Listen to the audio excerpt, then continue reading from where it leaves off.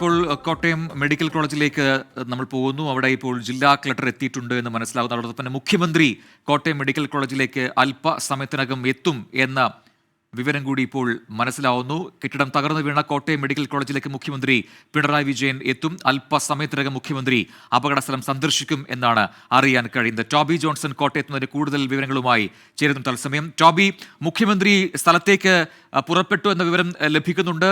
അപ്പോൾ അവിടെ അതിനുള്ള ക്രമീകരണങ്ങളെല്ലാം പൂർത്തിയായോ? പ്രതിഷേധമുണ്ടാകാനുള്ള സാധ്യതയുണ്ടോ?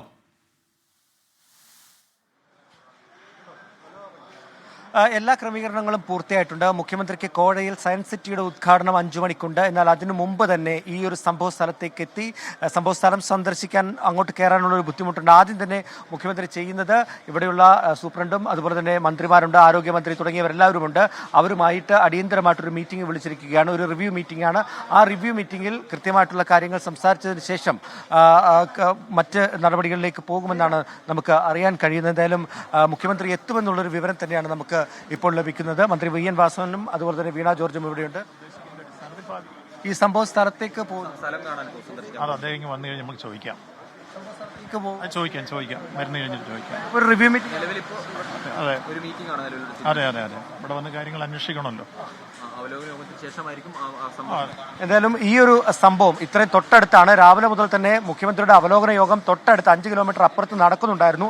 ആ യോഗം കഴിഞ്ഞതോടുകൂടിയാണ് മുഖ്യമന്ത്രി ഈ സംഭവം നടന്ന സ്ഥലത്തേക്ക് എത്താനുള്ള ഒരു തീരുമാനം എടുത്തത്. എന്തായാലും അല്പസമയത്തിനുള്ളിൽ തന്നെ ഈ കാണുന്ന മെഡിക്കൽ കോളേജ് സൂപ്രണ്ടിന്റെ ഓഫീസിലേക്ക് അദ്ദേഹം എത്തുമെന്നാണ് നമുക്ക് മനസ്സിലാക്കാൻ കഴിയുന്നത്. ഈ സംഭവം നടന്ന സ്ഥലത്തേക്ക് കയറാൻ ഒരിത്തിരി പ്രയാസമുണ്ട്. അതുകൊണ്ട് അവിടെ സന്ദർശിക്കുമോ എന്നുള്ള കാര്യം ഇപ്പോൾ നമുക്ക് വ്യക്തമല്ല. പക്ഷേ മുഖ്യമന്ത്രി എത്തിയതിനു ശേഷം ഈ മീറ്റിംഗിന് ശേഷം അക്കാര്യത്തിലൊരു തീരുമാനം പറയാമെന്നാണ് പറഞ്ഞിട്ടുള്ളത്. എന്തായാലും ആരോഗ്യമന്ത്രിയും അതുപോലെ തന്നെ മന്ത്രി വി എൻ വാസവനും ഇവിടെയുണ്ട്. അവർ നേരത്തെ തന്നെ സൂപ്രണ്ടുമായി കൂടിക്കാഴ്ച നടത്തിയിരുന്ന ഒരു റിവ്യൂ മീറ്റിംഗ് നടത്തിയിരുന്നു. അതിന് ശേഷമായിരുന്നു അവർ ഒരു വാർത്താ സമ്മേളനം നടത്തിയത്. ആ വാർത്താ സമ്മേളനത്തിൽ ചില കാര്യങ്ങളിലുള്ള വിശദീകരണങ്ങൾ നമ്മൾ നേരത്തെ ചോദിച്ച പോലെ 2 കാര്യങ്ങൾ പ്രധാനപ്പെട്ട കാര്യങ്ങളായിരുന്നു. എന്തുകൊണ്ട് ഈ ഒരു കെട്ടിടം തുറന്നില്ല എന്നതടക്കമുള്ള കാര്യങ്ങൾ ചോദിച്ചിരുന്നു. അതിനവർ മറുപടി പറഞ്ഞത് അതായത് ഓപ്പറേഷൻ തിയേറ്റർ തുറക്കാത്തത് കൊണ്ടാണ് ആ ബിൽഡിംഗിലേക്ക്